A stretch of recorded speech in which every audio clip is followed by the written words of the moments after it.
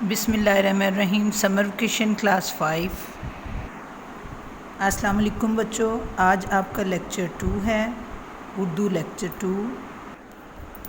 جی بچوں, سب بچے صفحہ نمبر 48 نکالیں.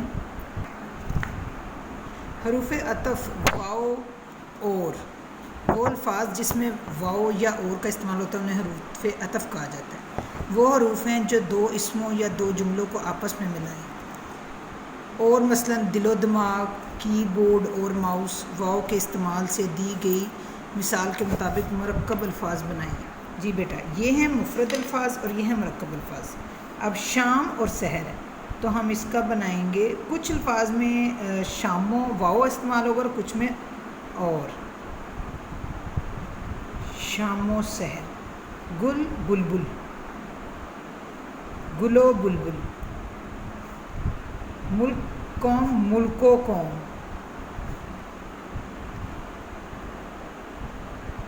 شمس و قمر, گل اور خار. اچھا اور برا. درست جواب پر ٹک کا نشان لگائیں. دشمن کی فوج نے قبضہ کر رکھا تھا میدان پر, نہر پر, دریا میں, ٹیلے پر. تو بچوں اس کا درست جواب ہے ٹیلے پر. میجر محمد طفیل کو 3 گولیاں لگی, سینے میں, ٹانگ میں, پیٹ میں, بازو میں. پیٹ میں. سی پی یو کمپیوٹر کو ڈیش کرتا ہے, ٹھیک کرتا ہے, استعمال کرتا ہے, خراب کرتا ہے, کنٹرول کرتا ہے. جی آپ بتائیں کیا ہوگا اس کا آنسر؟ ویری گڈ, کنٹرول کرتا ہے. پرنٹر کے ذریعے ہم ڈیش حاصل کرتے ہیں, تصویر, پرنٹ, کتاب, کاغذ. ظاہری بات ہے پرنٹر کے ذریعے پرنٹ ہی حاصل کریں گے.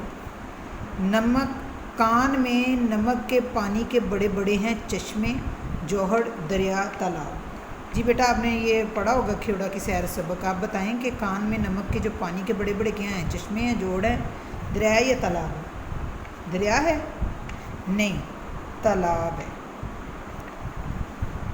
پہلی تاریخ کے چاند کو کیا کہتے ہیں؟ ہلال, بدر یا قمر؟ پہلی تاریخ کے چاند کو کہتے ہیں ہلال. دیہی عوام کی اکثریت کا پیشہ ڈیش ہے. دیہی یعنی کہ گاؤں میں رہنے والے جو لوگ ہیں ان کی زیادہ تر لوگوں کا پیشہ کیا ہے؟ تجارت ہے, زراعت ہے, صنعت ہے یا ہنر بندی ہے؟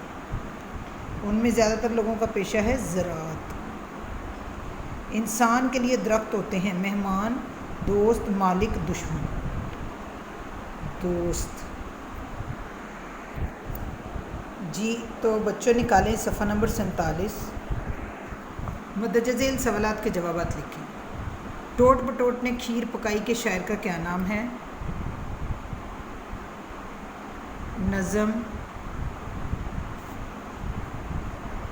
ٹوٹ بٹوٹ نے کھیر پکائی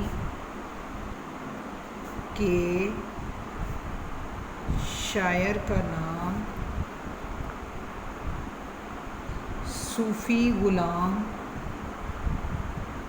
مصطفیٰ تبسم ہے. اپنے ماحول کو کیسے صاف رکھ سکتے ہیں؟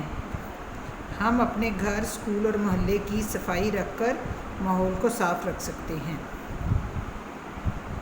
سانس کے مریض نمک کی کان میں کس طرح صحت یاب ہوتے ہیں؟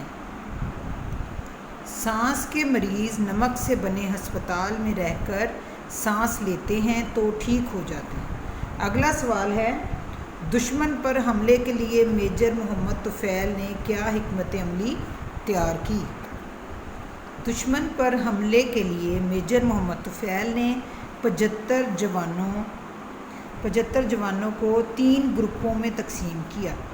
2 گروپ محمد اعظم کے سپرد کیے جو ان کا نائب تھا. تیسرے گروپ کے ساتھ اوپر سے خود حملہ کرنا تھا اور محمد اعظم نے دائیں اور بائیں سے انڈیا کی فوج پر حملہ کرنا تھا. جی بچوں صفحہ نمبر 46 نکالیں. ماحول کو آلودہ کرنے والے کوئی سے 2 اسباب بیان کریں, نیز ماحولیاتی آلودگی کی اقسام بیان کریں. कारखानों और ट्रैफिक से फैलने वाला धुआं, लाउड स्पीकर, मौसीकी और कारखानों का शोर आलूदगी फैलाने के असबाब हैं। फ़ज़ाई आलूदगी, हवा की आलूदगी, आबी आलूदगी और शोर की आलूदगी की इकसाम हैं। अगला सवाल है जी, लोग हुनर क्यों सीखते हैं?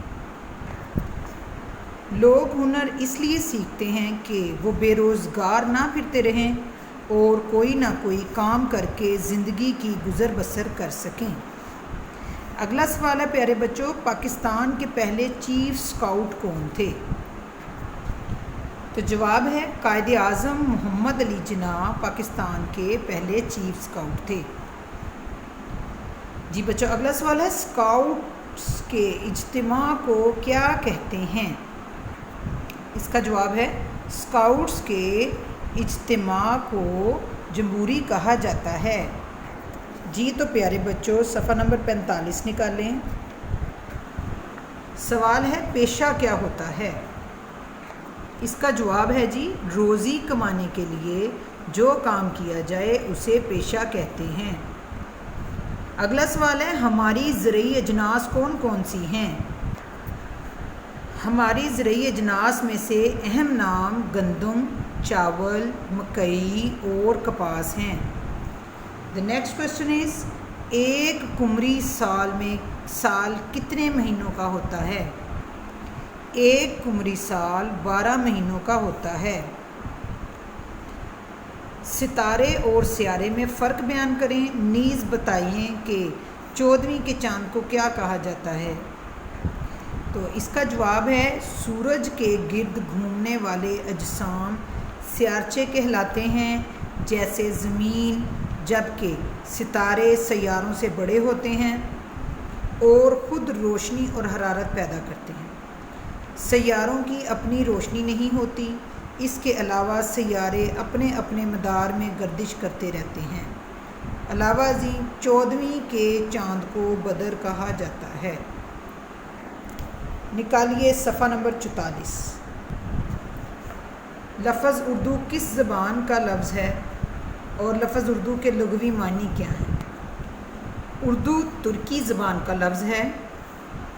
लफ़्ज़ उर्दू के लुग़वी मानी लश्कर के हैं।